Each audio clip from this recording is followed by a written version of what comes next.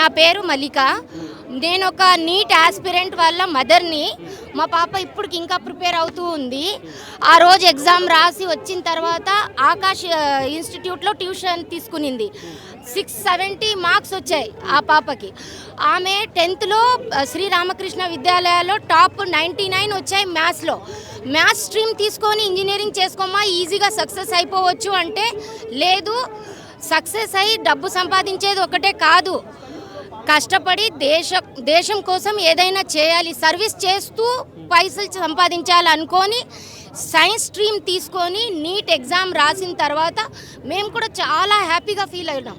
670 marks అంటే మామూలు మార్కులు కాదు, చాలా మంచి మార్కులు అనుకొని ఎట్లయినా ఇంకా మనకు సీట్ వస్తుంది అన్నట్టు మేము చాలా హ్యాపీగా ఉన్నప్పుడు ఈ న్యూస్ రాగానే 3 days సివియర్ డిప్రెషన్. నేను అసలు 1 hour కూడా ఆమెకి ఒంటరిగా వదిలేసి బయట వెళ్ళలేని పరిస్థితి. ఒక వెజిటేబుల్స్ కొనడానికి బయట వెళ్ళలేని పరిస్థితి. నేను లేకపోతే మా వారు ఉండాలి, అలా అయిపోయింది పాప. మళ్ళీ సూసైడ్స్ 6-7 సూసైడ్స్ చూడంగానే ఆమె అసలు ఎవరితో మాట్లాడడం అంత మానేసింది. ఎంత కష్టంలో ఉన్నామంటే మేము ఇప్పుడు మాకు ఈ ప్లాట్ఫామ్ ఇచ్చారు వీళ్ళు, కాక్రోచ్ జనతా పార్టీ, వచ్చి మా బాధలు చెప్పుకోవడానికి.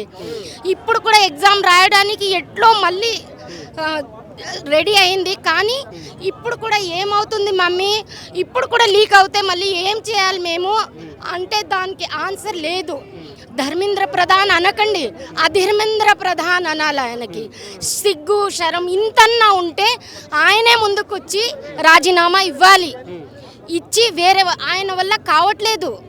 ప్రతి ఎగ్జామ్, ప్రతి స్టేట్ అన్ని దగ్గర ఇదే కంప్లైంట్. ఇంకా ఎన్ని రోజులు అడగాలి? యూత్ అంతా రోడ్ల పైన వచ్చి అడగాల? మారల్ వాల్యూస్ 1% కూడా లేదు. అందుకోసం వాళ్ళు రాజీనామా చేయాల్సిందే, ఈ సిస్టమ్ మారాల్సిందే.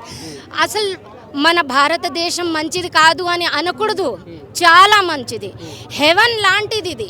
ఇక్కడ సిస్టమ్ వర్స్ట్ సిస్టమ్. ఈ సిస్టమ్ మారే వరకు మనది ఎవరిది భవిష్యత్తు లేదు. మా పిల్లల కోసం అసలు ఈ దేశం వదిలేసి ఎందుకు వెళ్తున్నారు? చదువులోనే ఇలాంటి దోపిడీలు ఉంటే ఇంకా వాళ్ళ ఫ్యూచర్ ఏముంది? అందుకోసం అందరు చదువుకుంటున్నారు. టాలెంటెడ్ స్టూడెంట్స్ అంతా వేరే దేశాలకు వెళ్ళి అక్కడ డెవలప్ చేస్తున్నారు. మనం ఇక్కడే వాళ్ళకి ప్లాట్ఫామ్ ఇస్తే మన దేశమే మంచి పడుతుంది. లేదు లేదు, మొత్తం లీక్ అయింది. మా పాప నా దగ్గర క్వశ్చన్ పేపర్ ఉంది, అది లీక్ అయినది నేను వాట్సాప్ కూడా టాలీ చేశాను. మొత్తం లీక్ అయ్యింది. అందుకోసం మేము అంటున్నాం, లీక్ అయితే పిల్లల భవిష్యత్తు ఏమవుతుంది? అందుకోసం ఇది ఆపాలి. ఇదే ఈ మెసేజ్ నాది మీ ద్వారా కన్వే చేస్తున్నాను. చాలా.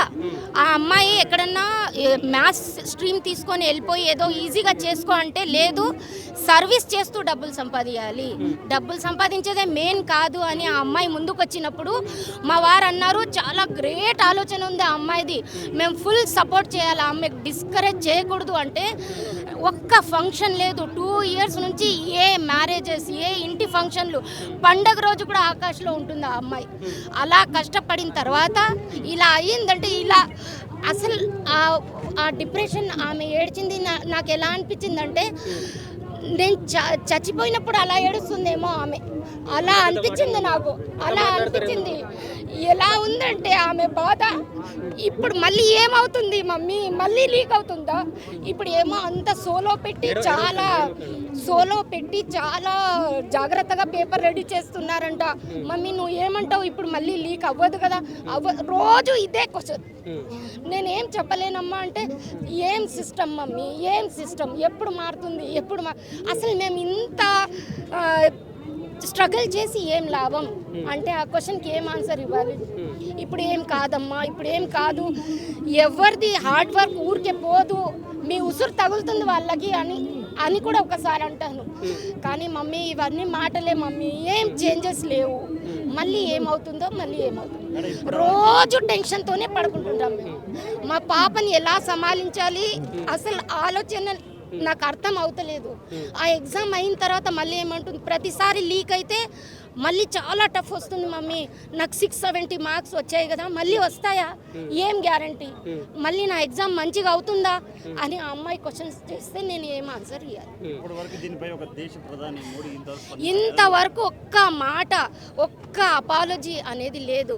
ఇంతన్నా మారల్ వాల్యూస్ ఉంటే మీకు మీ అంతకు మీరే రాజీనామా చేసి వెళ్ళిపోవాలి. మీ వల్ల కావట్లేదు, ఒక్కటి కాదు, ఇలా ఎంతమంది పిల్లలు, ఆకాంక్ష అని అమ్మాయి చెప్తూ ఉంటే ఆమె సూసైడ్ గురించి, అసలు మీ వల్ల ఒకరు చనిపోయారంటే మీరు ఇంకా ఎలా ఉన్నారు ఈ పోస్టులో, ఎలా ఉన్నారు? ఇంకా భయం వేస్తుంది. ఇప్పుడు ఈ ఎగ్జామ్ అయిన తర్వాత మళ్ళీ ఏమవుతుందో, ఎగ్జామ్ బాగా అవ్వకపోతే పిల్లలపైన మళ్ళీ ఏమవుతుంది? అసలు నేను ఈ ఫీల్డ్కి రావడమే తప్ప అనుకొని అలా ఆలోచిస్తుంది మా పాప. ఏం చేయాలి ఇంకా? అలా అంత పెద్ద బాధలో ఉన్నాము. ప్లీజ్ రిజైన్, ధర్మేంద్ర అప్రధాన్ రిజైన్, అంతే చెప్పగలం, ఇంకా ఏం చెప్పగలం. Thank you.